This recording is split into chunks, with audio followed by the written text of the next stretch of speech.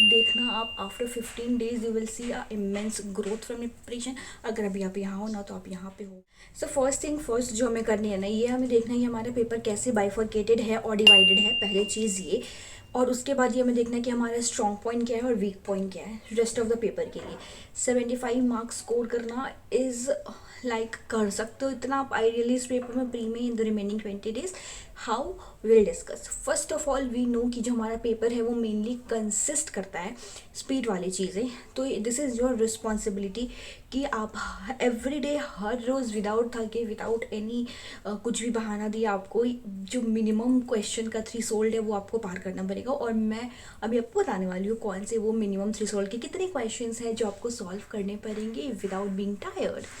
So yeah, first chunk of question is like doing 100 approximation slash simplification के questions. ये first thing first. Second thing which you have to complete that is 50 questions आपके होने चाहिए quadratic equation के solve.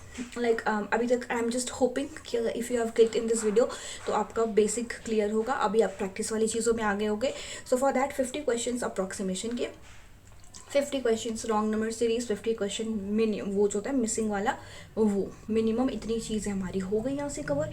उसके बाद जो आता है वो आता है डी आई के लिए यू हैव टू सॉल्व यार 15 to 20 क्वेश्चन। और क्लर्क वाला डी आई सॉल्व करना I don't think it is a tough task for you to do. तो आप क्या कर सकते हो, नॉर्मल जो लेवल के क्वेश्चंस होते हैं इंक्लूडेड 5 उसमें 5 के सेट तो होने चाहिए यार। वी नेवर नो कि एग्जामिनर कब कैसा किस पैटर्न का कौन सा क्वेश्चन पूछ ले, तो why to take risk in that situation है ना। तो हमें वो सॉल्व करना होगा 5 क्वेश्चन, ठीक है। जब ये क्वेश्चंस हमारे सॉल्व हो जाएंगे ना तो उसके बाद बारी आती है रीजनिंग के। अभी ये टाइम नहीं है कि हम ऑल्टरनेट डेज पे कुछ भी करें, एक ही दिन में सब कुछ करना है हमें, ठीक है। दिस इज मैं पहले बता देती हूँ, no shortcut nothing, just pure hard work. उसके बाद रीजनिंग में एवरी टॉपिक 30 क्वेश्चन मिसलिनियस के। इनइक्वालिटी आता है पहला, दूसरा आता है कोडिंग डिकोडिंग, तीसरा आता है blood relation, fourth question alpha numeric series भी करोगे, आप ब्लड रिलेशन करोगे, डायरेक्शन करोगे, जितनी फलान ढिमकान जो भी है समझ रहे हो ना, वो सारे के सारे क्वेश्चन आपको 20 to 30 क्वेश्चन इंडिविजुअली सॉल्व करने हैं। ऐसा नहीं है कि एक क्वेश्चन ब्लड रिलेशन का बनाया उसमें 3 क्वेश्चन है तो वो 3 काउंट होगा आपका, जी नहीं, ऐसा कुछ नहीं काउंट होगा। 1 question it will be counted. सब कुछ आप राइट करते जाओ, नहीं तो I will be mentioning it here, ठीक है। इसके बाद पजल्स आते हैं, please try to solve, I am telling you please try to solve 30 puzzles every day. You have to do it, 30 is the minimum. और ये करने में आपको लग रहा होगा बहुत है, पीओ का पेपर की बात नहीं कर रहे अपन, प्री की बात कर रहे हैं भाई। प्री पीओ क्लर्क वाले का वो हो जाता है 30 क्वेश्चन, ठीक है। बहुत लोग बोलेंगे सोर्सेज कहाँ से बोलेंगे, I tell you don't worry, सब कुछ फ्री बताऊंगी मैं, सब कुछ फ्री का बताऊंगी, कुछ भी पेड नहीं, नथिंग, ठीक है।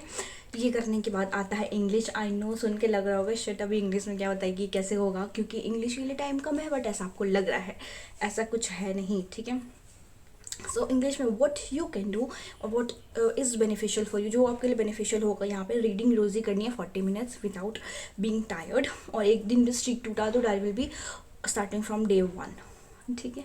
ये करने के बाद एवरी डे सॉल्व करो अप टू आरसीज।